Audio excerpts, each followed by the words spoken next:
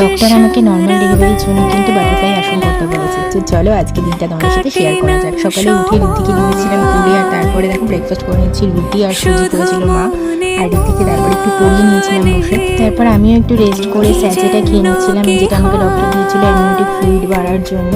এরপর আমরা খেতে বসে পড়েছিলাম, আর আজকে হয়েছিল বাঁধাকপি দিয়ে মাছের মাথা দিয়ে, আর তার সাথে বাদাম বাটা আর ডাল হয়েছিল, পেঁয়াজের ডাল, আর একটুখানি ফ্রাইড রাইস ছিল আগের দিন। তো সব মিলিয়ে মিশিয়ে খাওয়াটা খুব ভালো হয়েছিল। আর তারপর ইভিনিংয়ে চলে এসেছিলাম এক্সারসাইজ করতে, যেটা বলছিলাম তোমাদের। বাটারফ্লাই আসনটা শুরু থেকেই ডক্টর আমাকে বলেছিল যেটা করার জন্য, কারণ এটা পেলভিক এরিয়াটাকে ওপেন করে।